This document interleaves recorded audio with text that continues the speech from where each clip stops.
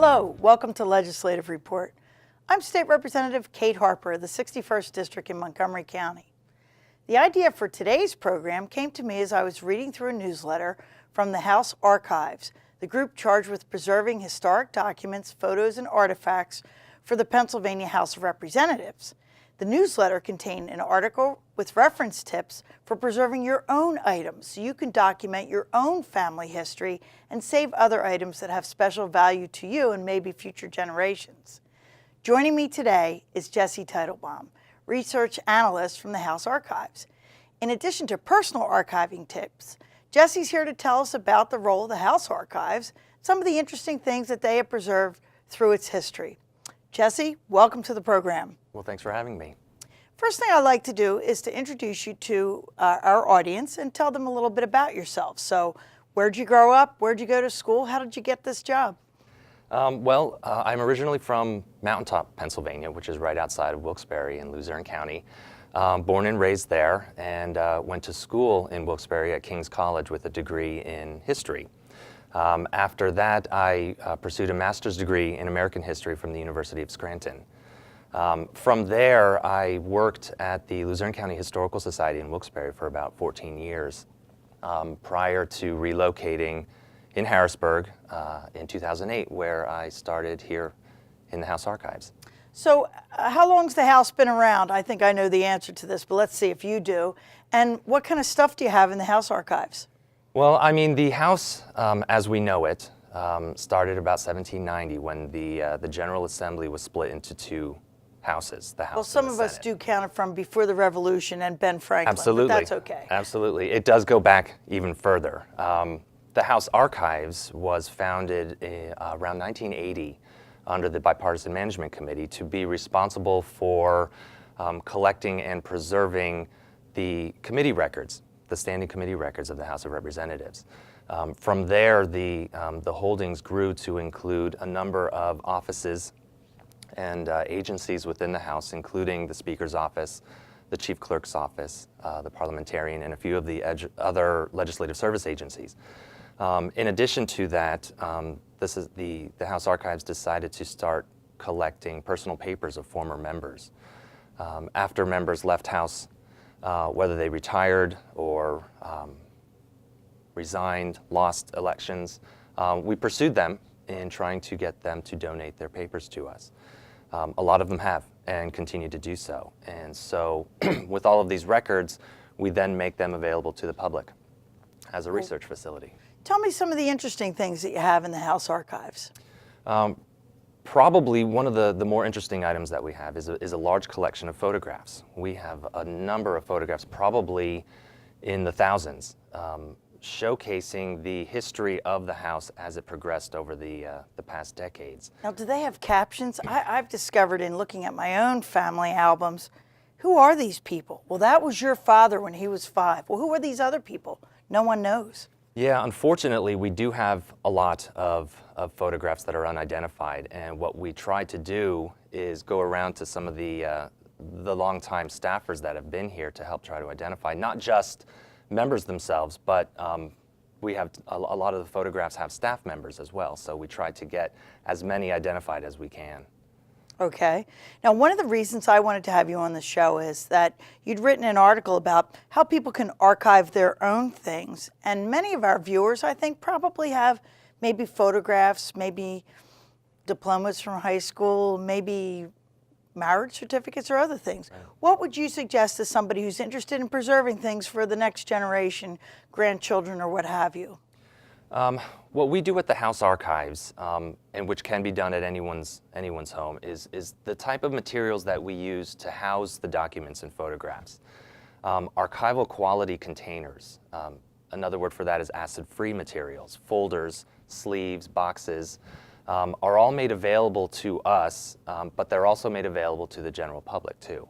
These are special. Can you pick them up at an office supply store? Or? I brought a couple to show, and they look like normal folders, they look like normal boxes. However, they have stamps on them or stickers that indicate that they are acid-free or archival quality. And basically, in the process of creating paper, pulp is naturally acidic. And it is this acid that eventually will deteriorate the document or paper that you have. And we've all seen papers that have yellowed, that have become brittle, that have basically fallen apart, and we've seen newspapers that have become yellow like this. Sure.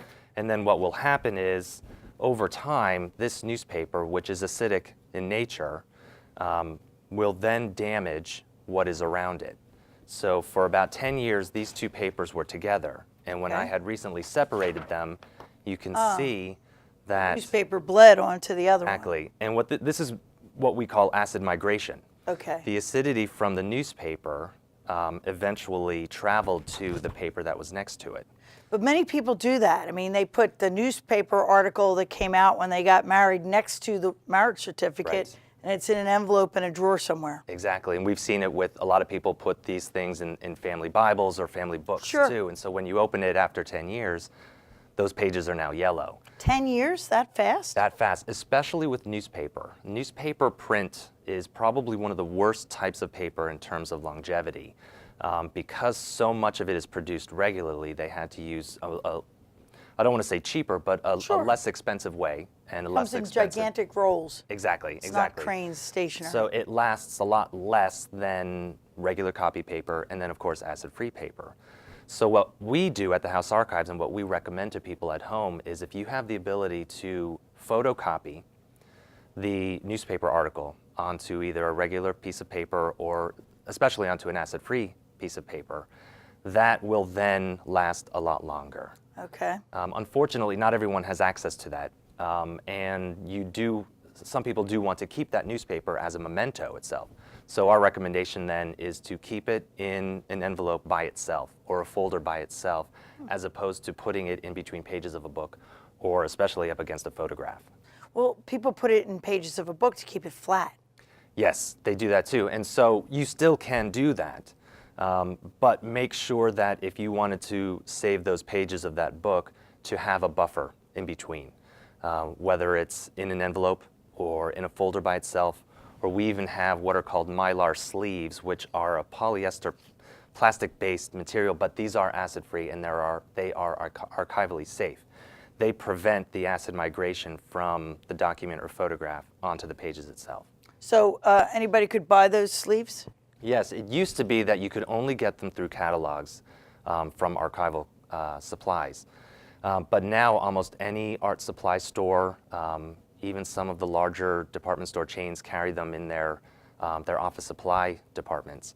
And they're relatively inexpensive.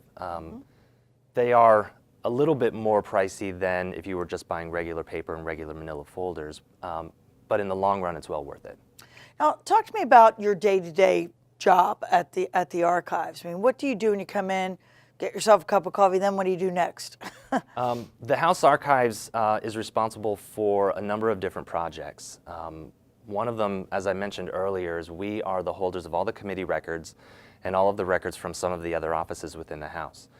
What we do as archivists is we catalog these records. That is, we remove them from the existing acidic containers into acid-free containers.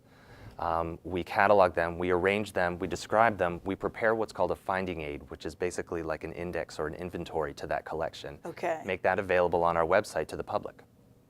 Well, and that prevents the problem in the end of the movie Indiana Jones, where there's a big warehouse someplace full of boxes and nobody even knows what's in them. Exactly. And so what we try to do is to have these finding aids on our website down to the folder level, so a researcher searching a particular topic knows exactly where to find the specific item that they're looking for, and then we can pull it out. So if a researcher, let's just say somebody trying to get their PhD or master's degree, was writing a paper on, I don't know, name somebody from Pennsylvania, they could come look. Does your website have that information? No, our website will have indexes and Okay. inventories. Because of the amount of papers that we have, it's not very efficient for us to digitize everything. Okay. So what we do, however, is make available the lists of the items that we do have. All right, let's say Boise Penrose. You know that name? Mm-hmm. Big statue of him. Yes. On the Capitol grounds.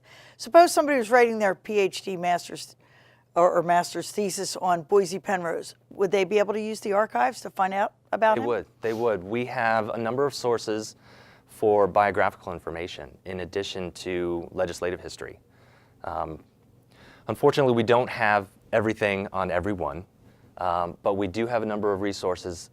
We have the Pennsylvania manuals, which include a lot of biographical material on former members.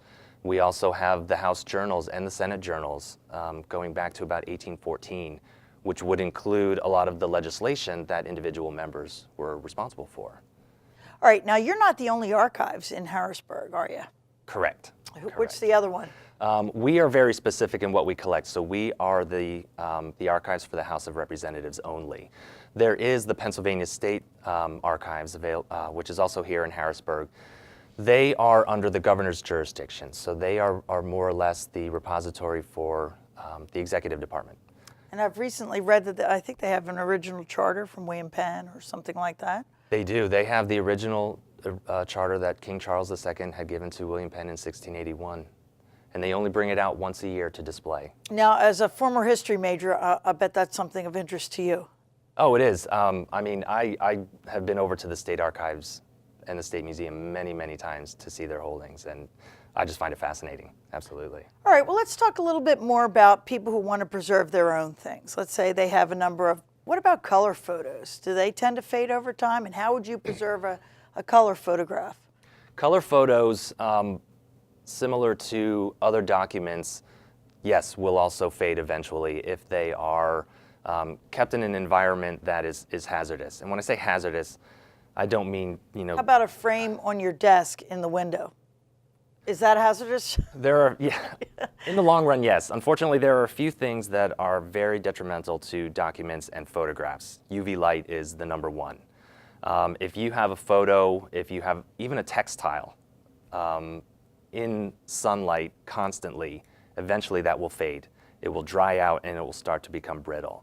And that's with any particular item, not just photos. But what a lot of organizations are doing, what a lot of individuals are doing now, are digitizing their images. Right. So one way to preserve the image itself, not the actual photograph, but the image itself, is to digitize that. And when you say that, you mean put it on your computer? Exactly, yes. Okay. Scan the computer in and get it, or scan the photo in and get it on your computer. And save it that way? Yes. There are a number of ways you can save a scanned in or a digitized photo. On your computer itself. You can then also put it onto a disk, a computer disk. You can also put it onto a jump drive. You can also save it onto what is now called the cloud, which is a network that is not necessarily on one individual computer. Right, where you can retrieve it later, hopefully, if everything works right. Exactly. Okay, well, hold that thought. We're going to take a quick break. Legislative Report will return in just a minute. Stay with us.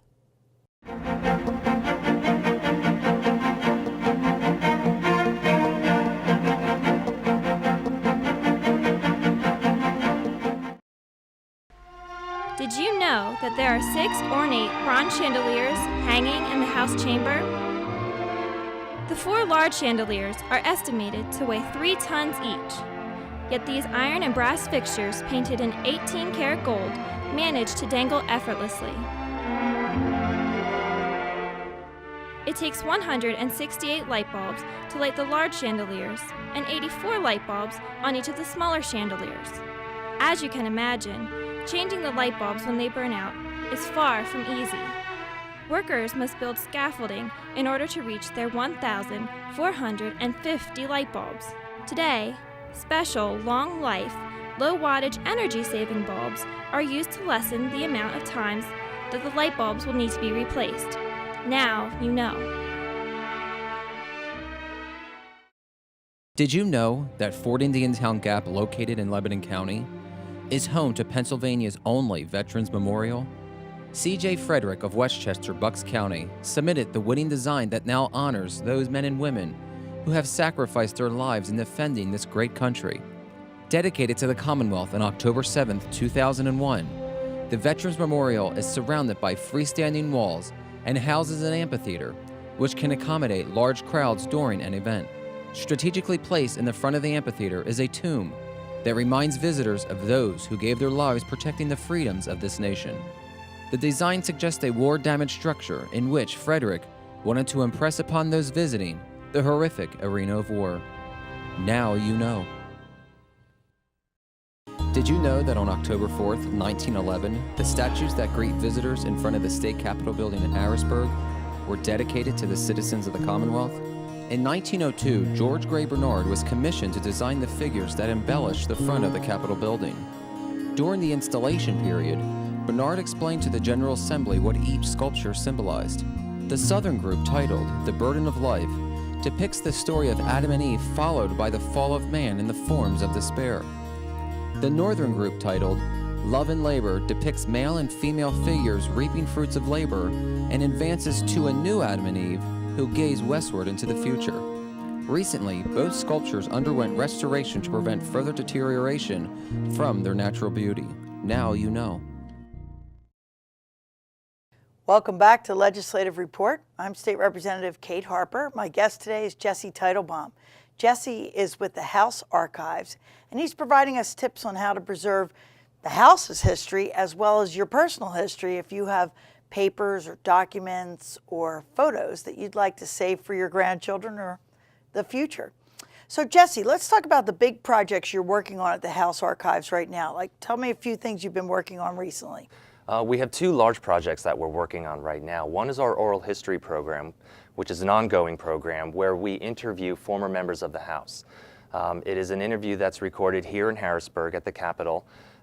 We record onto a DVD as well as an audio, and then we make a typed transcript available on our website.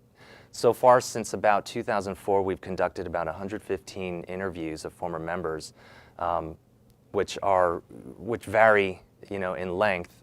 Some are as short as a half hour, some are as long as 2.5 hours. Well, what do they talk about? What's really nice about these interviews is that it gives a personal touch to life in the House of Representatives. It's not just what legislation that they had worked on, but we talk about camaraderie in the House. We talk about some projects that they did outside of session days. We just get their individual take on what it was like to be a member during the time they were in office. Right. I'm hopeful that future people who do that and look back on the present time don't talk about the partisanship, which is unfortunately a part of our lives here many days in the House. We try to give the members the opportunity to be as candid as they would like. So if that sure. was part of their lives, they're going to talk about that. I have to say, in deference to my colleagues, most of us get along on a personal basis, of course. On a human being, one human being working next to another. Talk to me about the kinds of books you have. I know maybe a year ago now, State Representative Dwight Evans from Philadelphia wrote a book, and do you have that book in your archives? We do have that book. In fact, another one of the items that we try to collect are books written by or about members of the House.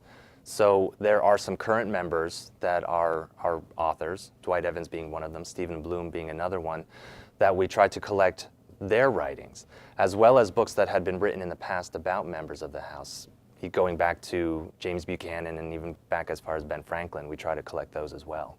Well, some years ago, someone wrote a book about women in the House. I certainly hope you have that book. We do have that, yes. Oh, okay, Yes. Great. Good to hear.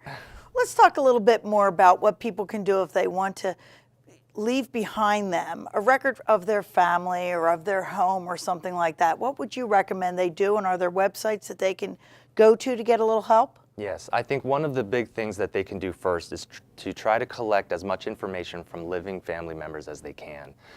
Before their family members die, try to collect all of that. Find out what they have in their holdings, whether it's photos, newspapers, or books, and try to get an inventory of everything. Once you get an inventory of everything, then you can sit down and try to arrange it in a particular order in which would be the most user-friendly for you and your family members. There is a website out there called Practical Archivist, which offers a lot of great basic tidbits on how to archive your family documents, and everything from photos to documents, newspapers, and everything in between. Okay, it's called Practical Archivist? Correct. Practicalarchivist.com is the Okay. website to go to, yes. And are there other websites that people who are interested in this should visit? Yes, the Society for American Archivists is the national organization that basically a lot of the individual archives refer to whenever they need help. So they're more of a professional organization.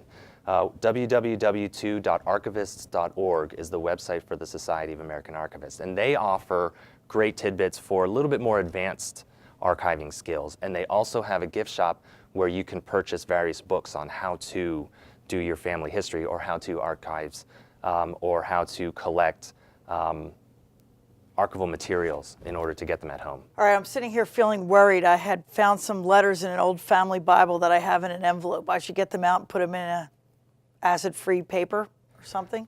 I would say yes.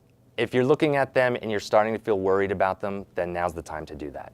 Get them out of wherever they are. If they look like they're starting to fall apart, and try to get them at least into a safer environment, whether it's a folder or an envelope, something that will keep them flat and keep them safe and out of harm's way. Okay, good. Now, do many people write their memoirs when they leave the house? I wouldn't necessarily say many, but it is something that more and more members are getting interested in doing. And I think the oral history project that we've been doing is sparking a lot of members to do that. All right, and have you been working on that? Are you doing the interviews or making up the questions? Yes, the House Archives has about 7 staff members, and we all participate in some aspect of the oral history program, whether it's researching the questions or doing the interviews themselves. And so I have done a few of the interviews in the past, and I'm available to do some in the future as they start to come in. Now, in my area, we did that with veterans. There Yes. was a veterans project where many veterans were interviewed and gave their opinions and thoughts and recollections, and many of them had amazingly vivid recollections of things like D-Day and stuff like that. So that was very interesting. Is that something also that people might want to do with their older family members? I think that's a great idea. If you can record the personal stories from family members, from your neighbors, anybody really that's important in your life, that's probably the best way to remember them. All right, now you were a history major and you have a master's? A master's in history, yes. Right, and now archiving's your life's work. Why is it important to do this? Why does it matter? Why does it matter? Yeah. In my opinion, archiving, preserving documents, saving history, it shows what we were doing at the time that these documents were written. It's a documentary history of the Pennsylvania House of Representatives. It's a documentary history of the Teitelbaum family. People can then go back to it at any time to refer to what was life like. What did somebody look like? How did they write?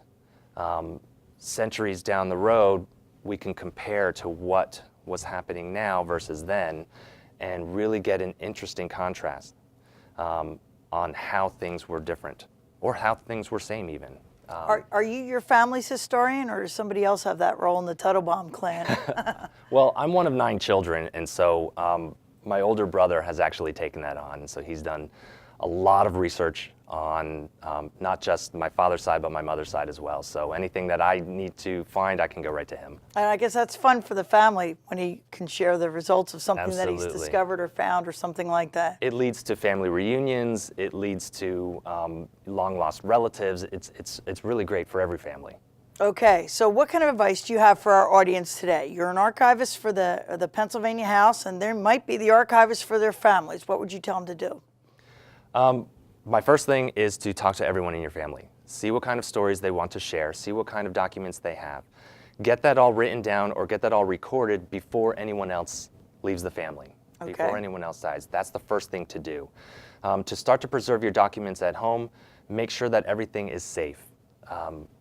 Try not to handle things regularly because the oils in your fingers will eventually deteriorate the paper as well as UV light. Framing it and hanging it up, you wouldn't recommend that? Framing and hanging is fine, as long as it's in a safe environment. If you, like you mentioned before, if you have it in front of a window getting exposure to light, that will damage it eventually. If you have it in a room by itself, as long as you're not smoking cigars in front of it, or as long as you don't have it over a fireplace, it's going to stay safe and it will last long. So keeping it in a frame is fine because it'll also prevent continual handling of it as well.